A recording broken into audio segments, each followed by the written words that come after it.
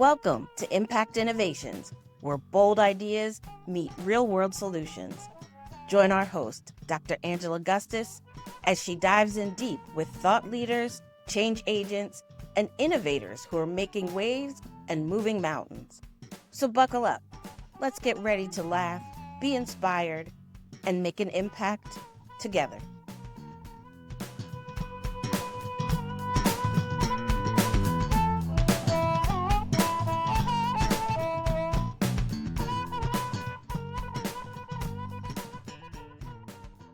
Today, we're joined by Kenyatta Powers-Ruckers, an award-winning tech executive speaker and leadership coach with nearly 30 years in IT and organizational transformation. She made history as the first African-American woman CIO for Maryland's Department of Human Services, where she led a $100 million IT budget and major modernization efforts. Now as CEO of KD Powers Consulting and Vice President at Powers, she helps women in underrepresented communities grow as confident leaders through her platforms Leading with Intention, Ladies in Tech, and Taste of Technology. She's also a 10-time best-selling author whose mission is to empower leaders, elevate voices, and drive innovation with purpose and faith. Well, thank you, Charity, as always, for a great introduction. I am so super honored to be sitting in front of Miss Kenyatta Powers-Ruckers. So I'm going to tell you a story, and I didn't warn you on this, so, we'll roll with it. I'm going to tell you a funny ha-ha. So, for those that don't know, Kenyatta and I both worked together back when it was DHR, not DHS, the Department of Human Resources, but now it's the Department of Human Services. And I met you, and I was so intimidated by you because it wasn't anything that you did, but you're just such a powerhouse. And I saw you maneuvering in these spaces, sitting with secretaries and deputies and all these different people with such confidence and people having such respect for you. I was like, who is that? And then when I had the pleasure to actually interact with you, I was just like, oh my gosh, she's so nice. She's, very down to earth. Like, she's not that person that you could easily be in that kind of role. And so I am so, so honored and excited to have you. So thank you for joining us today. It's a pleasure to be here for sure. Awesome. So I promise no more surprises. That was my only surprise. But anyway, so you have had such an amazing career, and it has just been so phenomenal. And, I wouldn't guess that you had 30 years in this field to look at you, but you've had 30 years in the IT space and in leadership in high-level government. The first thing I'm just curious about, what got you into the IT sector? Like, how did that happen 30 years ago? Well, let's just go back a step further. And what really got me into technology was, it sounds crazy, but I actually liked to type. Okay. My first typing class was in high school. And I'm like, well, what other kind of, what else can I do that's typing? And it was a programming class. So I took the programming class in high school, and I loved it. And so I actually majored when I went to college. Life was life, and I didn't finish college. Totally understand. I get that. And I went into a whole new different field. About 6 or 7 years, I was in an entirely different field. Wow. And I actually got laid off, nothing but the glory of God, from that position. And it required me to go back to my roots of technology. So I got a few certs, Microsoft certs. And you thought that was, the big going thing at that time. And then that's when I landed my first IT job at the state. Wow. I did not know that. That is amazing. So when you started in IT, like what kind of position did you have initially? Because I know you didn't come in as the chief, and I definitely want to get into how you moved into the chief information officer role, but where did you sort of start out? Well, so that being my first position, Okay. right? I started as a desktop support specialist Okay. for Y2K. I Wow. got hired under a 6-month contract to go around the state and update the computers to be ready for Y2K. So for y'all young people, we all thought that the world was going to end as of the year 2000. Yes. So there was a lot of people really nervous about what was going to happen.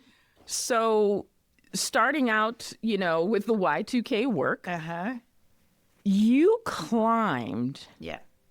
to being the first African-American woman chief information officer for the Maryland Department of Human Services. Wow. So tell us a little bit about that. I'd love to tell the story. So as I started with the Y2K project, that was a 6-month contract. Okay. That contract lasted about 3 years. Every 6 months, they were asking me to come back. And then a state position became available for a network specialist as an engineer, and I took the position.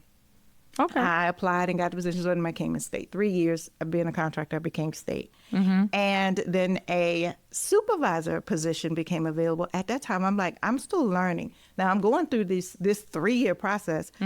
Technology is new to me. So I am just walking around with a notepad at all times. Yeah, I'm just love like it. a sponge. Whenever everything was new. This is my first technology position. So we were, doing softwares. At that point, I was moving into servers and networks, and it was just like, amazing. There was just so much to learn and so much to do. So when the supervisor position came up, it didn't even occur to me even think about applying for the position. And my supervisor at the time asked me to apply. Wow. And so I was like, me? And it's a female. She was a female. And I applied, and me and another gentleman got to a position as being a supervisor. Wow. And so from a supervisor, a few years in a supervisor, assistant director position became, assistant director position became available. And I didn't necessarily apply for that when I was kind of doing that job and not really, you know how the state. Yeah. So- You're acting. Yeah. So it wasn't Right. like getting paid for it. Yes. However, but when the director position became available, they asked me about being in the director's position. Wow. Actually, it wasn't even asked me. I got called into the office, and he gave me a piece of paper that said, "You are now the director of technical services." Wow. I didn't even know it was an opportunity at that point. Wow. So yes, the CIO at that moment, he elevated me into I was reporting to the director. So I was in that director's role, and the director at that time became the deputy CIO. Okay. So, and I was there for a few years, and then the deputy CIO position became available. That was another position that I didn't actually apply for any of the positions. Wow. That says a lot. I didn't apply. That says for any a of them. whole lot. And I'm thinking about it at those moments as they were coming. I'm like, especially the first few, me? But by the time I became deputy CIO, I was like, okay, I'm ready. I'm ready, right? But when the CIO position became available, I felt that I was ready. I would just say there was a lot of political stuff going on at the time. Yeah. Well, I didn't even know if I really wanted it, to be honest. Okay. There was a lot of stuff going on, but I was acting in the position for quite some time. Yeah. And then officially became to take the position. And Wow. I loved it. That's Even awesome. through my entire career, I really enjoyed being in technology and in leadership at DHS. That is amazing. That is amazing. And it says so much about not just your knowledge of technology, but your leadership, that people were just poaching you and pulling you into these different positions, and they were growing you, Yeah. which is absolutely amazing. So you know, I want to sort of transition because, I mean, your story at the state is absolutely amazing, but you've done so much more outside of, and one of the things that I've been able to witness and see just sort of on the sidelines is your passion for community and your passion for making sure that other African-American women, especially young people, know that this is an option, and know that, and sort of building out those pathways of how do you grow into these different positions. So I want to talk about all of it. I want to talk about, the work you've done in community. You're a public speaker. You're an author. You do consulting work. I mean, you do all of it. But let's sort of just start with, because while you were CIO, you really started doing a lot of the work in community, which was amazing. So tell us a little bit about that. So I would say halfway through my leadership journey is where I'm really recognizing that I need to get out there more. There's not many of me, not that I just realizing that, but realizing my role and which I'm feeling like my responsibility is to really get out there more and try to encourage and support other women in technology. And it didn't really hit me with leadership until probably more of the later CIO years. Okay. However, being in this field for so long, there really wasn't many people in the room that looked like me. Yeah. So that was my goal. I wanted to see more of me in the room. It was a little different at DHS because there were, when I see women in the room, we were in different areas, right? Different program areas at DHS. Yeah. And from a technology perspective, and I'm dealing with other agencies, I'm dealing with the higher agency that governs DHS. There wasn't us. There wasn't many of us at all. Even to this day, there really wasn't many of us at all. Anyway, I wanted to, how could I help do that? What could I do to help get more of us? And that's when Ladies in Tech came about. But even before, and I think about it, even before Ladies in Tech is when I started doing the speaking and I started mentoring and I started coaching outside of DHS. Wow. And then in 2019, I was in Facebook groups and they're from ladies from all over the United States. And I'm like, well, who is here from the DMV? How can we get together to actually meet up together and get to know each other here in the DMV? And it was a plethora of women that said, yes, let's do it. Wow. And we did. I held our first meeting at Bus Boys and Poet in 2019. Wow. It was like maybe 20 or 30 of us that got together. That's a big show up. That's a lot of people. Absolutely. Oh, we had a great time. So to me, that was the start. That was what Ladies in kicked Tech. it off. Okay. Yeah, kicked it off. And of course, the pandemic hit. And so then we started really doing the Zoom things. And then it came about with the visibility. Okay, so we're connecting, we're getting to know each other. But now how can we really encourage and grab others, make them more visible as well? So I was in a few anthologies. I was in a few books myself. And I'm like, oh, this is needed in the technology world. That's boom. cool. How can I do this in technology? And I put it out there as far as who wanted to be an author and share their journey in technology. And the response was just overwhelming. That is amazing. So how many anthologies have you put out now? 3. Wow. 3. Wow. Okay. Yes. That is amazing. Yeah. That is amazing. So, all right. So you sort of saw the need, you saw the gap, and not just saw the gap, but actually figured out how to fill the gap, which is amazing. But that has even morphed into a whole nother thing. So tell us about that. So now we probably have about 50 to 60 technical authors of Ladies in Tech. And I wanted to, how can I expand that just a little further of deal with women in leadership? So my last book, actually volume 3, is around women in technology and leadership. Wow. So what are our traits, the character traits of being an effective leader? Because that's the other thing for me. We're not just talking about being a leader. We're talking about being an effective leader that care about the people. Now, I know that there are, I'm just going to say that there are probably many people that are leaders that probably shouldn't be leaders. That's very true.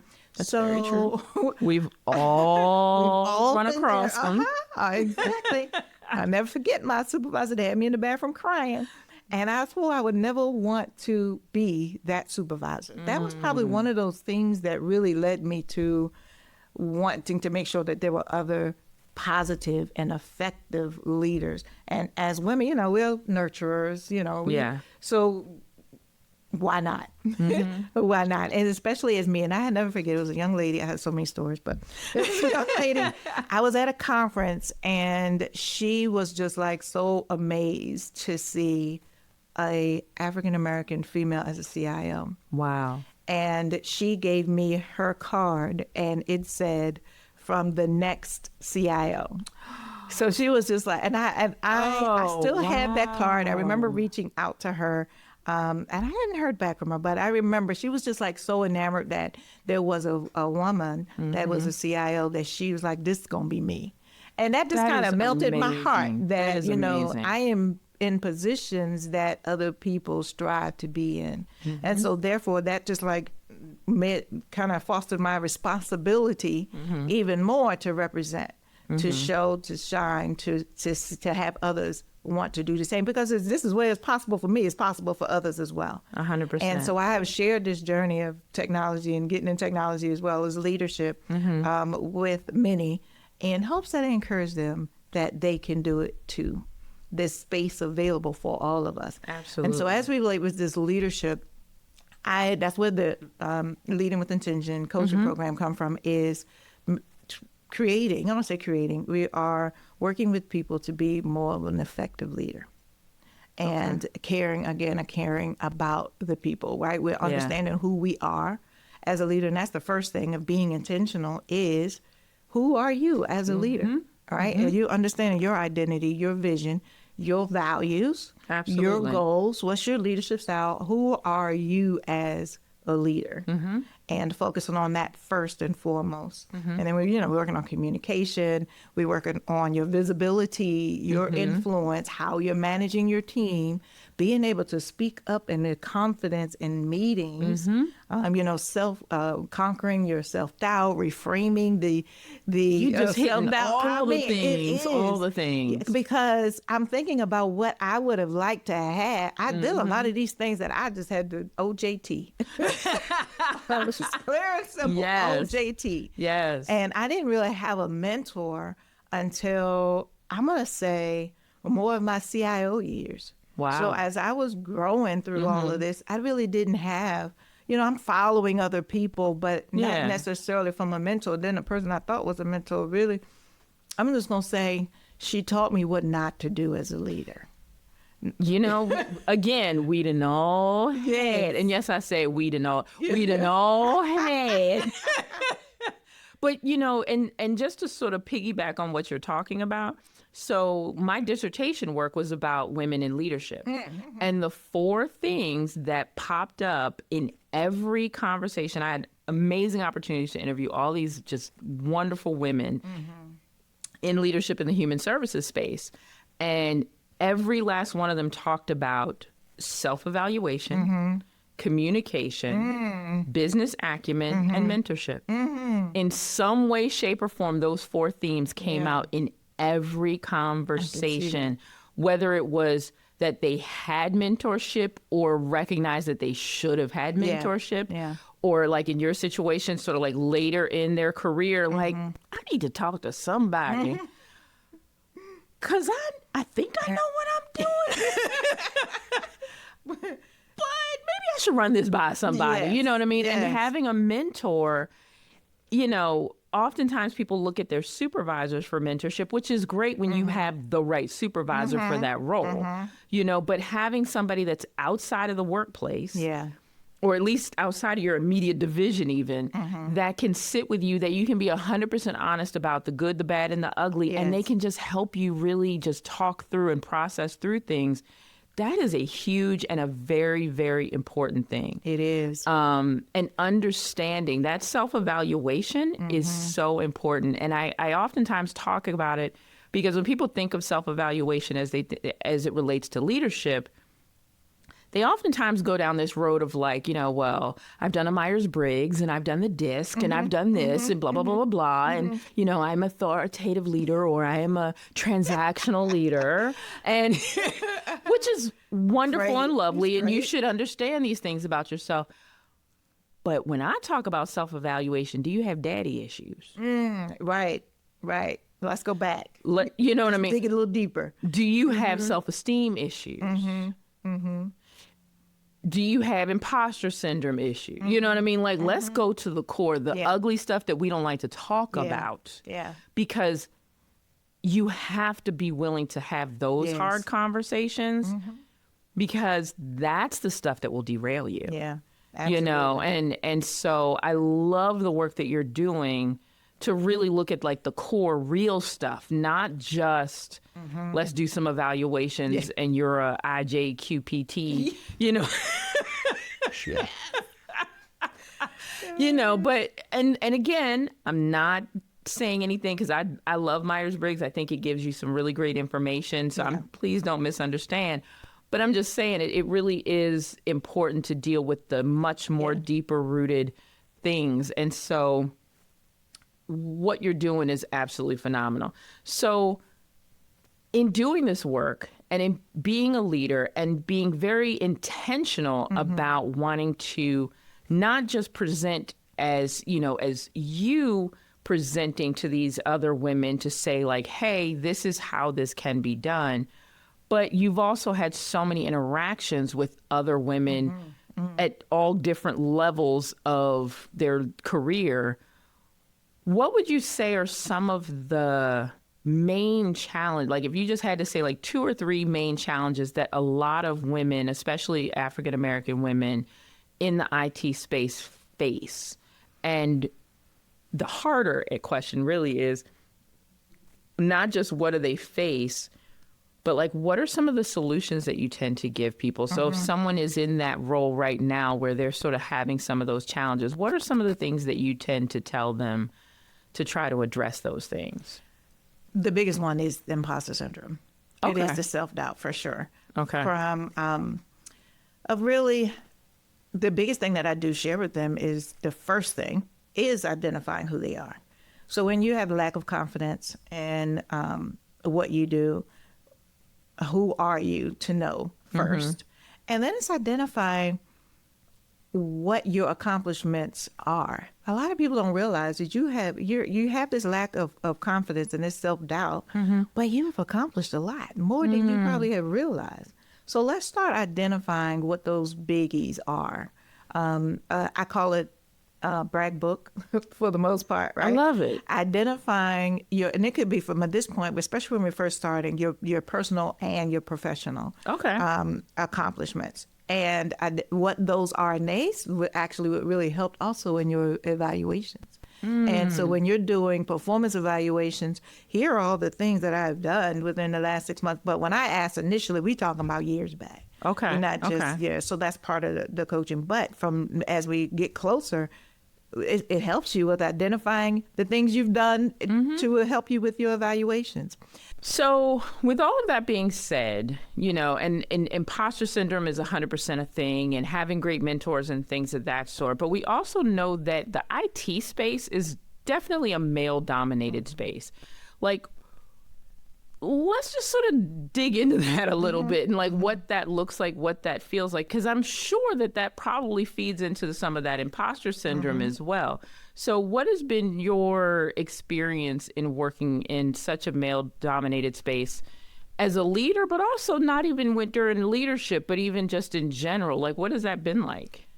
Oh, goodness. It has been, I will say from a personal standpoint is... I shouldn't use the word interesting. I will say even now, you think about it from a leadership perspective, some of the main things that I hear now are more around how to say certain things. Okay. How to have hard conversations. Okay. How to tell someone when they're making you feel a certain type of way without being so defensive. Having those hard. That was one of the big things that we talked about too in the coaching program is how to have those hard conversations. Okay. Of how to speak up when in meetings or in general when you're hearing things, even if it's advocating for yourself or advocating for your team, or maybe it's even you see that there's something happening and you have an answer and you have a solution. Yes. There's so many people that just are scared to say anything. Yes. Or look, I'm just going to sit here and back here in this little corner. It's not at the nothing table. worse. I've had situations where I've come out of meetings and had someone say to me, you know, they just should have such and such and such and such. Right. And I'm like, why did you say that? Then- Well, I didn't know if I was right. And so, I mean, that is a thing. People do Yes. get very intimidated to step up, especially if they're presenting something outside of the box or Yes. anything like that. That's very real. And on the flip side, just in hearing your story, you had some male leaders that were really, really great and actually promoted you. And unfortunately, sometimes there are women leaders that don't support other women the way you would think that they would. Yes. So it's not always gender-based in Yes. that respect, but clearly just organically because of some of the social constructs of things, there's challenges in being the only woman in the room. You know, Yeah. I can only imagine, especially in the IT space, where traditionally there really aren't a whole lot of women in the room and what that looks like. Unfortunately, I have heard on several occasions of how when there are more than one, like it's a battle. And that just irks my mind, my soul, Yeah. that we feel like it's a crab in a barrel type of thing. And that could be an individual situation or that could be a culture situation. Yeah. Where you feel like there's only can be one of us. Oh, and I have heard that so many times. It's just a really sad situation of sometimes even people feeling like if she knows as much as me, then they may be considering her more than me, or she may be elevated more than me. You see it in male as well. Yeah. But I guess it just does something to you when It does. when you see it's just because it's a woman, right? Yeah. You're feeling this way just because Yeah. it's a woman, and sometimes that's those are another one of those situations where people are who they are, and you can't really control what other people say. You can't control what other people do. You can just control how you react to it and keep doing the wonderful work that you're doing. Absolutely. And not have to really focus on what other people are saying or doing. And I know that could be so hard. It's so easier said than done. Yes. It's easier said than done. But that's just the reality, is that you can't change how other people thinking. However, you know, how are we managing that as it relates to HR perspective? How are we managing that? Even from talking to your supervisors about it and escalating and different things. So women have a hard time with that as well. And whether Yeah. it's a male or a female supervisor. Yeah. But that is understanding what your rights are when 100%. things like that happen. Yeah. And how you can do that. And, you know, there are times too you hear that they're venting against you because you were escalated. Yeah. And I know this is a little off topic, but however, It's all good. sometimes every place isn't for everybody. And to me, this is also understanding who you are and your values. And is this place right for you? You know, and that's such a perfect segue into where I wanted to sort of head into, because, you know, you're a woman of faith, and that's a huge part of who you are at your core. And so talking about, is this really where you're supposed to be, understanding who you are and how you show up, that ties to faith significantly. Absolutely. And that journey of self-evaluation also ties to faith. That, you know, and one of the ways that I've been able to try to because everybody deals with imposter syndrome. That's just a part of life where you're sitting. Sometimes it's just, people call it, I had a pinch me moment, whatever. It's all the same thing because it's like you're sitting there like, holy crap, like I am really sitting here, and I'm really, and then, you get nervous all of a sudden, like, should I be sitting? You know what I mean? And all those kinds of things. But when you start tapping into your faith. Yes. That is where oftentimes I've been able to find that space that, you know what, if I wasn't meant to be here, I wouldn't be here. That's right. Or maybe I'm not meant to be here and that's why it's not working. Yep. Because I need to listen. Yes. And understand, because one thing I have learned, oftentimes we will stay places that we shouldn't stay. My God. Okay. And so it's like, I feel like my Heavenly Father's like, oh, okay, you want to stay? Okay, here. Oh, you still want to stay? Right. Here. And so I'm saying all that and I'm bringing all that together to say, like, how does faith fit into the picture? But also, how do you keep it in a space that people that aren't aligned with your faith get it? Does that make sense? Because it's so complicated because on one hand, I want to celebrate my Heavenly Father and talk about what he's done for me and this, that, and the other. But I may be sitting in a room where the people are going to look at me like, I'm sorry, what? Right, exactly. Oh, my goodness. You work to get here, Angela. This is because you have such and such and such and such. And I'm sitting there like, nah, brother. I'm here because my Heavenly Father opened this opportunity for me and blah, blah, blah, blah, blah. But like, how do you find balance not in the faith, because there's no need for balance in that, but balance in how you talk about it. Oh, wow. Now that, I don't want to say it was a challenge, but it is something I had to kind of maneuver around and how to do it in a way that I can be who I am and also not offend people. Now, that was in the beginning. Now, towards the end, it was like, I am who I am, and I owe all who I am to the Father above. And if I offended anyone, I'm sorry. But however... Sorry, not sorry. Right. Exactly. But and especially when I started coming in the state, right? And it's already political. And I work with a lot of different cultures. And... for the most part, a lot of people believed the same. However, there were some that didn't, and I kind of had to I will say not. I don't want to say watch what I say, but I make sure I wanted to come across of who I was. But also letting them know who I was and what I believed in, but also not trying to disrespect what their belief was. Okay. So, but I had to know them to do that. I felt like there were a lot of team members that I had these conversations with them, these faith-based conversations with them of understanding what they believed. Right. Okay. And so therefore, I kind of knew where the limit was of where I felt like I was going to cross the line with them, and they darn sure knew where it was to cross the line with me. Okay.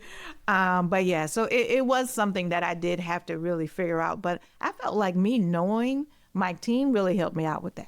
Okay. It really helped me out with that. That makes a lot of sense. Yeah. That makes a lot of sense. That helped me in a lot of areas. Yeah. A lot of areas of being in leadership that's another big thing that we talk about in the coaching program is understanding your team. And you can get it through a lot of headaches. You can avoid a lot of headaches if you know who they are. And they know you. They know you. They know what's acceptable, what's not acceptable. Like, they'll answer the phone, what? So we just heard a very clear thing that would piss Kenyatta off. Don't answer the phone. What? No. That's not how we're gonna do this. No, and also I think that you touched on something that's super important. that as we grow in our careers, and also as we just get older, let's just keep it real, there's certain things that you will and will not tolerate. Yeah. And also when you step into positions of power, you are able to sort of set the culture, you know, and setting a culture of being respectful of different people's religion and backgrounds and belief systems and things of that sort sounds like that was a part of the culture that you created, you know, and that's also, and as my son likes to say, you know, you learn to finesse things. But it's true. As you get older, you learn how to finesse things. I know for me, part of the journey is paying attention to the language I use, like using more universal language when I talk about faith. So it's not about whether you're Christian or Muslim or Jewish or Buddhist or, you know, like I'll talk about my Heavenly Father or my, like, you know, or higher power or, you know, like using more universal language that would help different, you know, people of different faiths understand where you're coming from, and it's not creating a rub. Yes, exactly. You know what I mean? Exactly. And so, but it, you know, really integrating your values in your leadership, you know, and again, and I don't mean to sound silly, but like when people are like, I'm an authentic leader. And I'm just like, oh, you're cute. What does that really mean? Like, you know what I mean? Like, what does that really actually mean? But in the true sense of it, being an authentic leader is truly understanding who you are and how you show up. And living by it. Yep.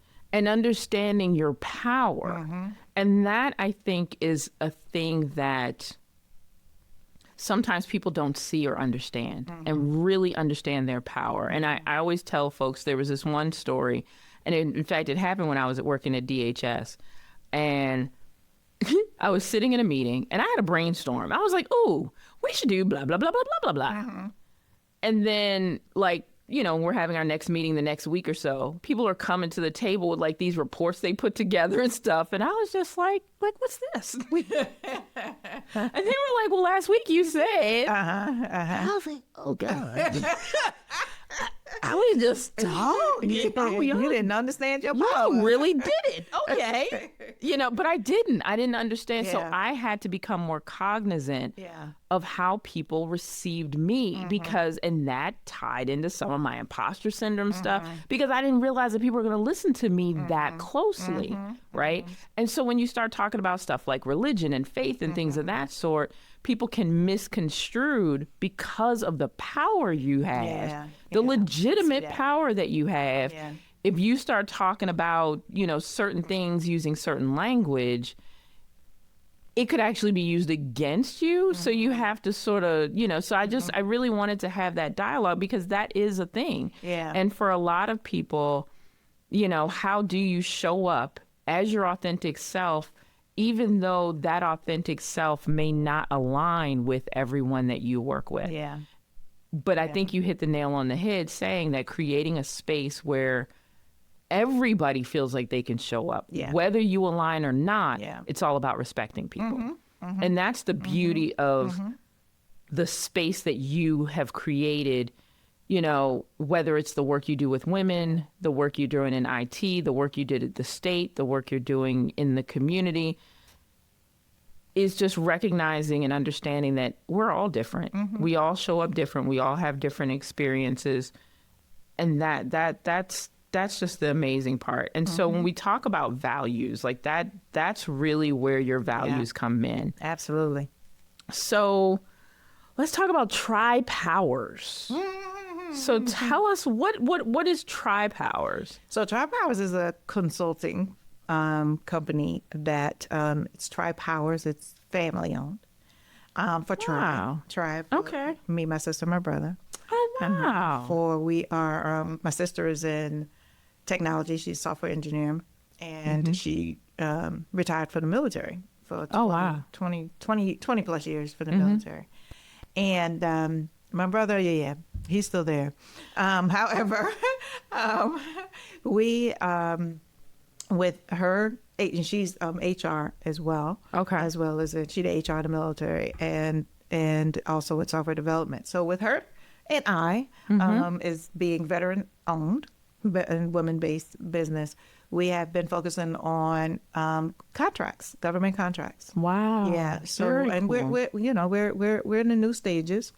It's something That's new, awesome, right? though. And so we're working with different companies as being subs and have different proposals out. And so, yeah, we're That is excited amazing. about the next move of Tri-Powers. Yeah. That is absolutely amazing. Yeah, I love that. I love that. And I love the Tri-Powers, you know, and I mean, I know y'all didn't pick the last name, Right.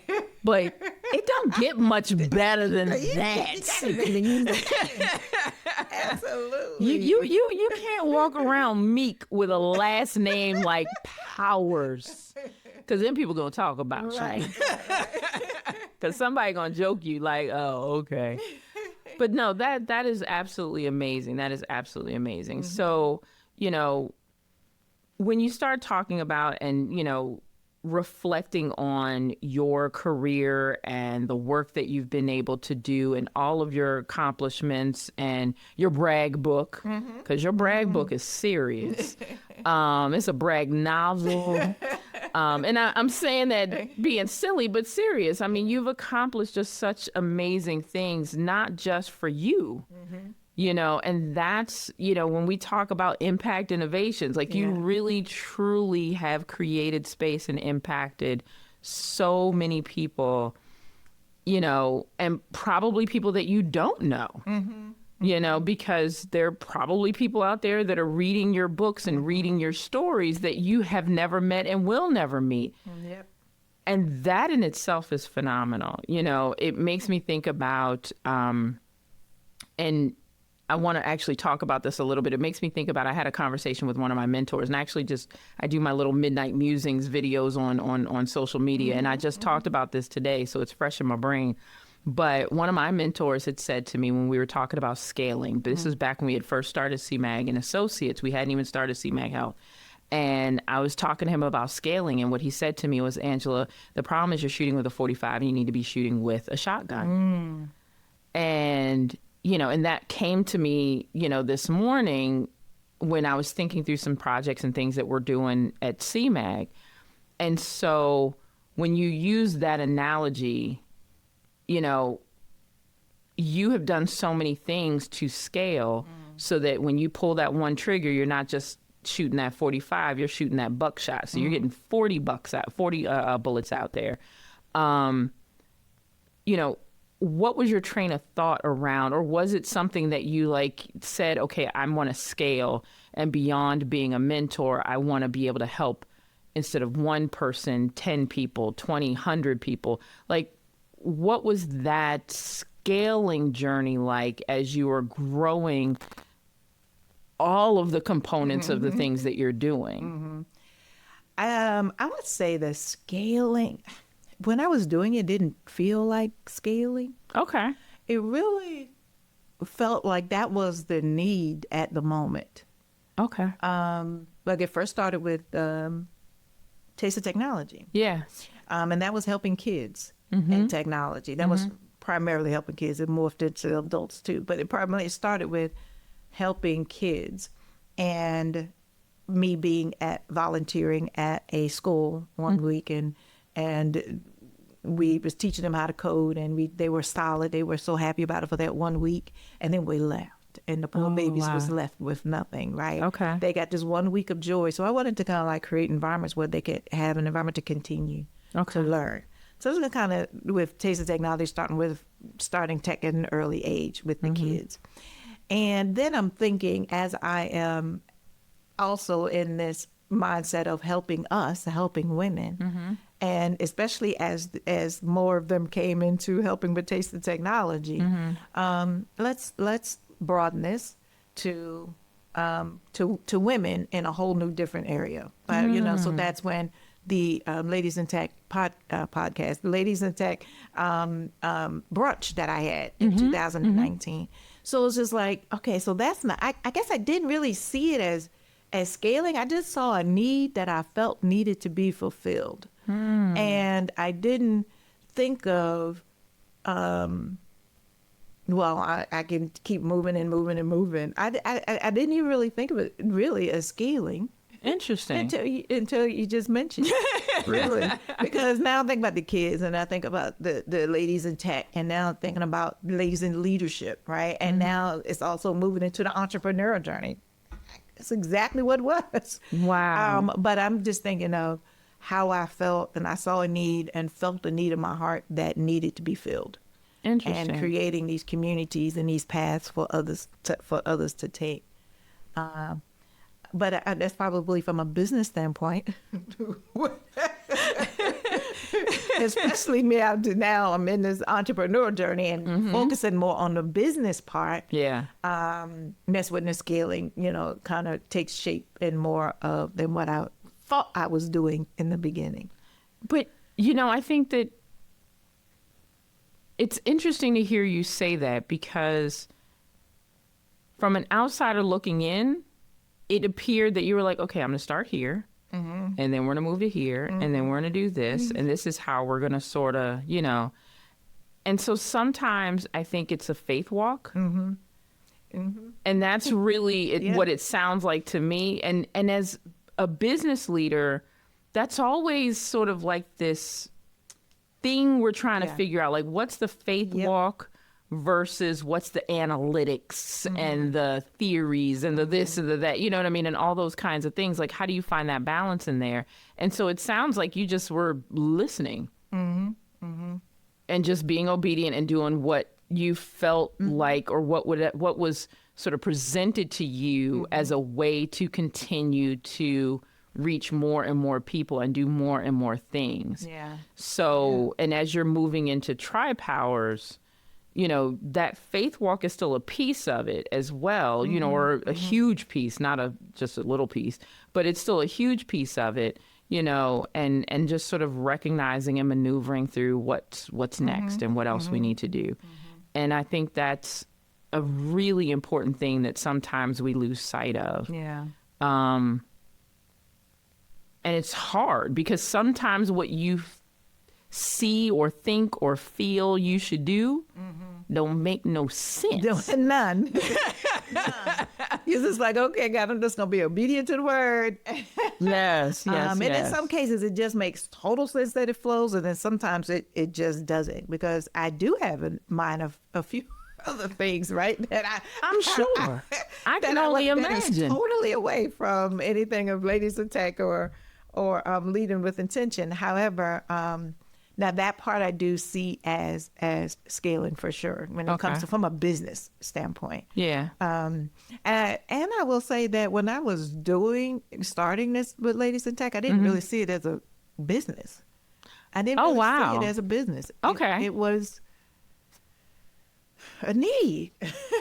So it started more as like a passion project. Yeah, absolutely. And then it just sort of morphed into, I could make some money off it. That's what's up. That's what's up. Yeah, that's the main thing. I literally wanted to see more people in the room.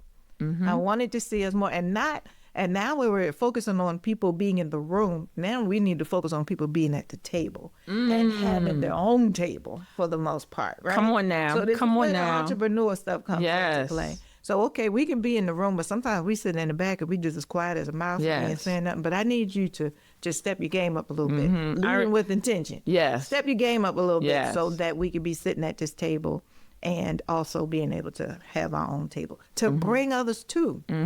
To bring others to. Come on. Yes. And that was one of the things I loved about DHS is that the majority of my team were women. Wow. Yeah. And I didn't plan it that way. I really did not plan it Yes. that way. Disclaimer, HR. It wasn't that I was discriminating, Exactly. but it just sort of happened. It happens. No, I get it. And with DHS too is because, it's a lot of social workers and caseworkers, and a lot of them moved up from being a caseworker or social work into technology. I did not know that. Wow. There are several people that did not start in technology. Yeah, yeah. But we were able to promote within Yeah. and to elevate them into technology. That is really awesome. That is really awesome. So, I mean, and I that's a whole nother conversation of all the things that you have that you want to do down the road. And I look forward to coming together again and talking about more things. So, you know, you're doing all this stuff and, you know, you have, I guess, retired from DHS, even though you don't look like you're old enough to be retired from nothing. And it don't sound like you are retired. It sounds like you're just moving into something else. But Officially resigned. okay. No, but all jokes aside, when you start thinking about legacy, just the term in itself, like what does legacy really mean to you as it relates to this work that you've been doing? I will say the first thing I always think about with the word legacy is children and my children's children. So that's the first thing. And I know that, you know, now I have a new grandbaby. Then it really comes into mind first and foremost. But I also know from a professional standpoint and being able to leave that legacy, I definitely want to be known as the person that helped to bring others, to elevate others, right? To creating spaces for others to grow, for others to elevate. And then creating those spaces and those communities and having others in it. And they're also elevating others. You know, it's just like lifting as we climb. So those that are also in the community, we're loving, we're mentoring as coaching as well. So it's not just stopping it at me. I want to be able to elevate others and having them to elevate others too. So as far as leaving that mindset of who Kenyatta is when I'm no longer around, but I also wanted I have one biological son and I have other bonus children. Yes. So when they think of me, I want them to think that as well. Someone that was also helping bring others along. And I'm hoping that they do the same. That is so beautiful. That is so beautiful. So I want to leave with just one last question.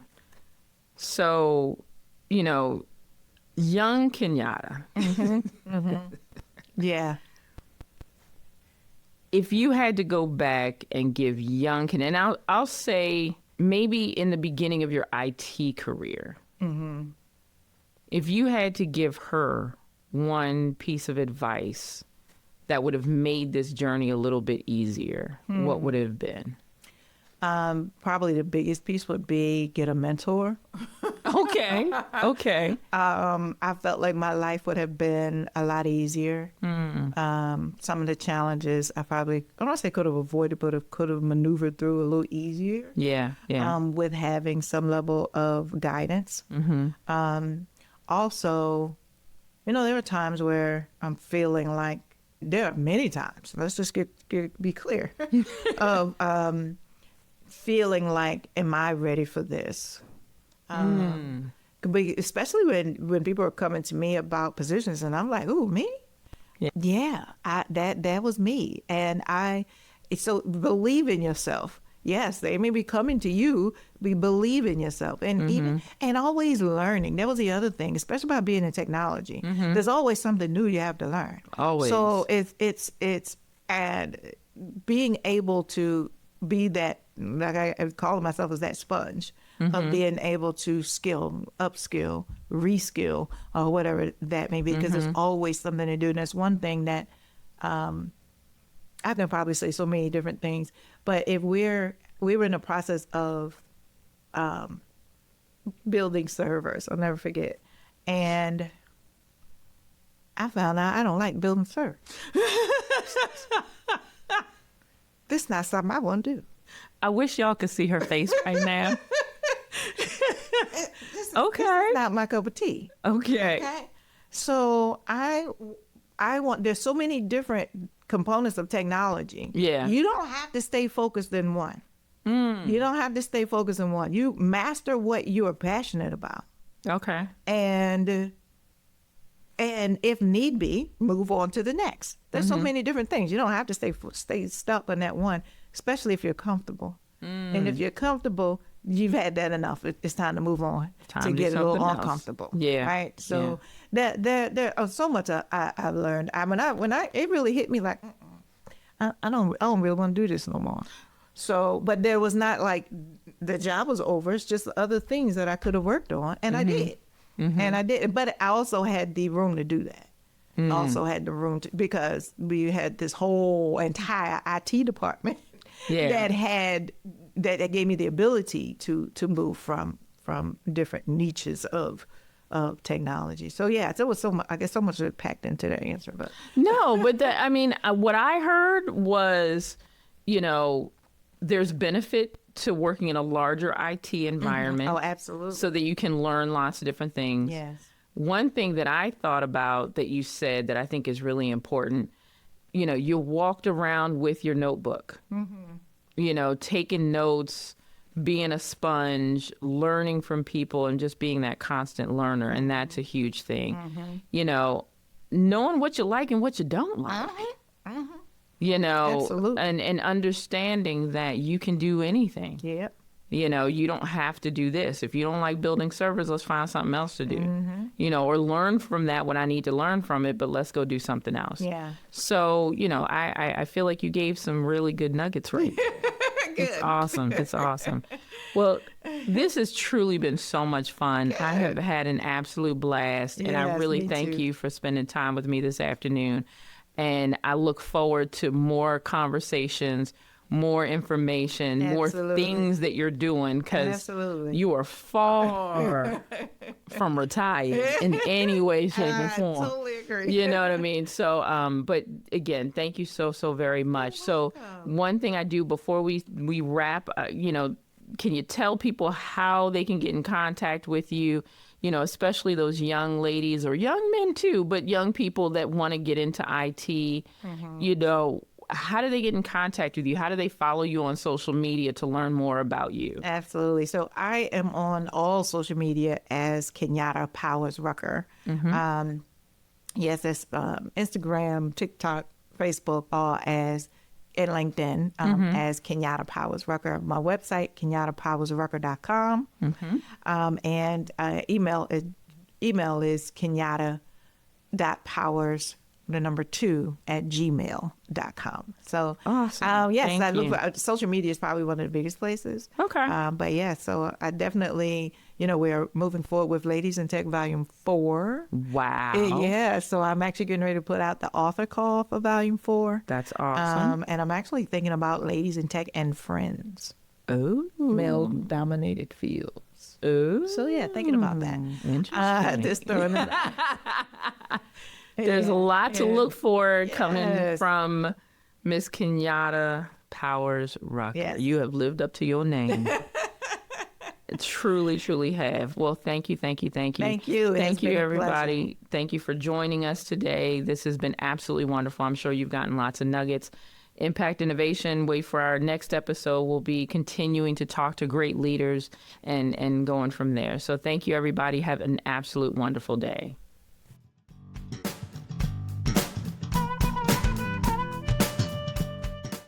Thank you for listening. Join us next time for more Impact Innovation.